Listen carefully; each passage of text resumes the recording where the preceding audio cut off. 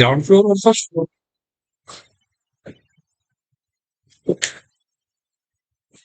लेकिन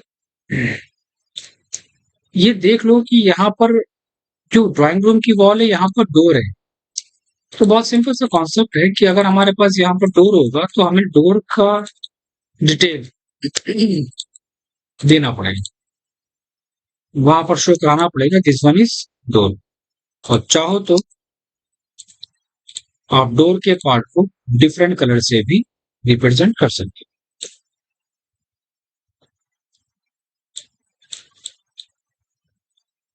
मैं colour choose कर रहा हूँ, यहाँ पर कोई भी पार्ट ले लेना और उस लाइन को डिलीट करके फ्रेश लाइन ऐड करना।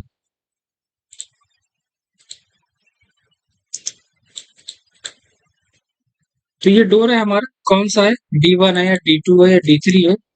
तो ये टैग लगाएंगे तो कुछ डिफिकल्ट टास्क नहीं है, आप टैग लगा देना D1 D2 D3। तो इससे क्या पता चलेगा हमारा यहाँ पर हमने डोर मेंशन करा है। So this one is D1।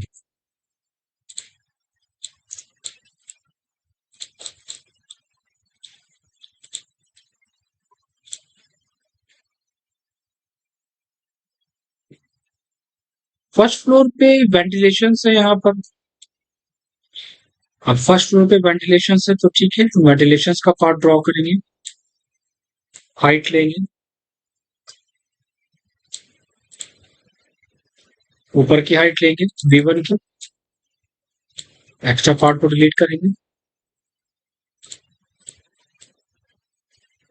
और एक विंडो का सिंबल्स क्रिएट कर देंगे। लाइन्स को डिलीट कर दो, चाहो तो सिंगल लाइन से भी दिखा सकते हो। और उस विंडो के सिंबल्स को हम डिफरेंट कलर से रिप्रेजेंट करेंगे। तो ये हमारा V1 था, एक टैग लगा दिया, बहुत सिंपल सी बात। This one is D1। लेकिन मेन फोकस इसको ड्रॉ करने का हमारे पीछे क्या है कि वॉल की डिटेल के साथ साथ बालकनी की डिटेल्स देना कि कहां पर पार्ट आ रहे हैं।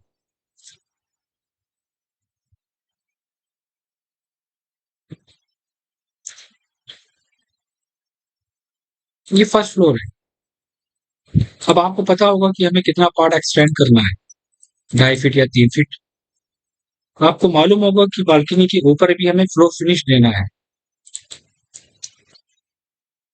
उसका मटेरियल भी हमारा सेम रहेगा। उस फिनिश के बाद ऊपर यहाँ पर हम एक पैरापेट वॉल देंगे, उस वॉल से अटैच वहां पर हम एक रेलिंग देंगे।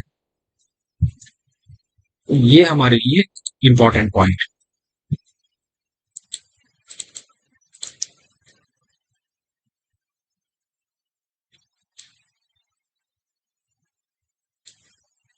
और बहुत सारे केसेस में ऐसा भी होता है कि जो बालकनी होती है वहां पर HPL क्लैडिंग होती है। तो यहाँ पर आप क्लैडिंग शो करा सकते हो, तो वुडन फिनिश के साथ, जिसको आप फिल करोगे हैचिंग के साथ।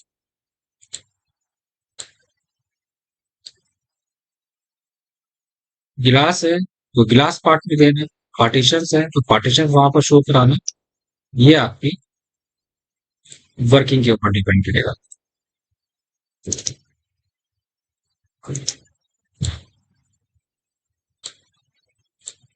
कलर इफेक्ट,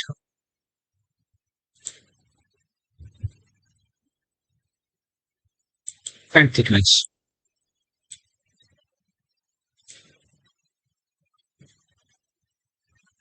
इंपॉर्टेंट क्या है कि जो भी सेक्शंस हम क्रिएट करते हैं उस सेक्शंस के अंदर हम जब तक हम वॉल की लेयर नहीं देंगे तब तक वो सेक्शंस कंप्लीट नहीं होंगे। यहाँ पर हमने वॉल फिनिश कर दी, हमारे पास फ्लोर फिनिश है तो यहाँ पर हम लोग कंक्रीट कर देंगे डिटेल्स, साइज। ओपन पार्ट नहीं होना चाहिए, अगर कोई पार्ट हमारा ओपन है तो वो एक्चुअल पूरे में फिल कर देगा।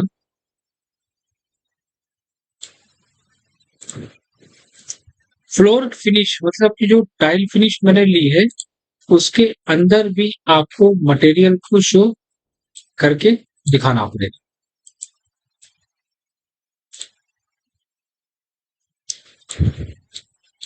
तो सेम प्रोसेस जो ग्राउंड पे करोगे वही प्रोसेस ऊपर भी कर देना। फिर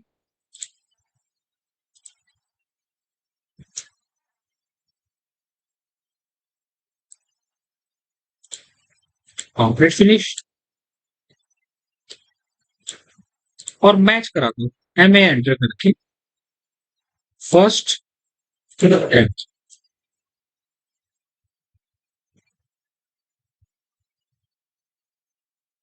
वॉल फिनिश की डिटेल्स देनी है, वॉल फिनिश की डिटेल्स इंक्लूड कर दो। नीचे क्या है, ड्राइंग रूम है, उसका एक टैग लगा दो, रोटेट एंड स्केल। और ऊपर वाले पोर्शन में हमने वहां पर क्या डिटेल दी है, ये हमारा था टॉयलेट। इंपॉर्टेंट चीज क्या आती है, डिटेल्स का मतलब क्या हुआ, अब हमें बताना पड़ेगा कि ओवरऑल साइजेस जो हम टिपिकल वॉल सेक्शन कट कर रहे हैं उनके बारे में एक्सप्लेन करके शो करना पड़ेगा। कहां पर कितनी हाइट फिनिश के बाद, स्कर्टिंग डिटेल्स फिनिश के बाद, बीम डाउन कितना आ रहा है, टोटल साइजेस कितने हैं, ये इंपॉर्टेंट है डिटेल्स हमारी वर्किंग के पॉइंट। एक बात का ध्यान रखना है कि ये जो लेयर्स हैं ये जीरो पे रहनी चाहिए, इनकी जो थिकनेस है वो जीरो होनी चाहिए। और इनको हम किस पे पुट करेंगे, डायमेंशन पे पुट करेंगे और मैच करा देंगे MA एंटर करके। लाइन वेट डायमेंशन तो नहीं होना चाहिए।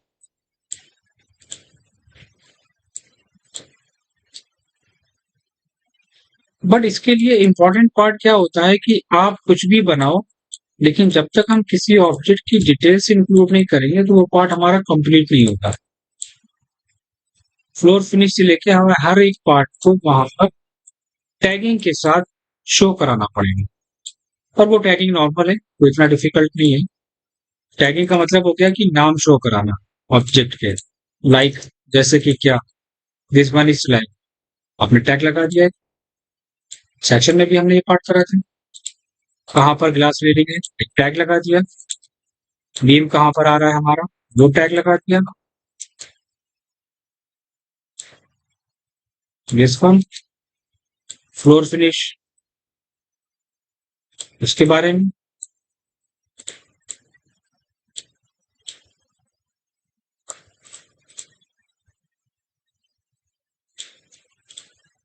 दिस वन मैच करा लो। डोर सिलेक्शन है तो डोर की डिटेल, बालकनी फिनिश दी है, बालकनी की डिटेल्स,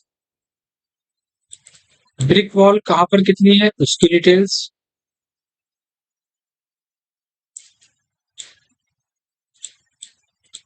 और अगर आप इस पार्ट को मार्क करते हैं यहाँ पर, लाइक कहां पर स्कर्टिंग आ रही है आपकी, कहां पर क्या स्कर्टिंग है, कितना थिकनेस है, उसकी डिटेल्स।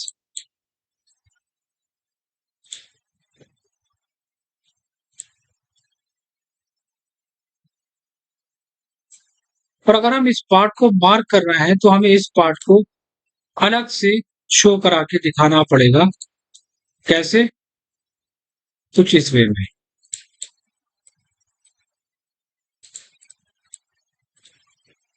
दिस वन, ये मैंने मार्क करा तो यहाँ पर वॉल, रेलिंग, स्लैब, उनके डायमेंशंस, यहाँ पर मोल्डिंग्स है स्लैब के साथ, तो आप इसकी डिटेल्स वहां पर इंक्लूड कर दोगे। तो वॉल कंस्ट्रक्शन डिटेल का एक्चुअल मीनिंग क्या हुआ वहां पर कि ओवरऑल वॉल की डिटेल्स साथ में इंक्लूड करना,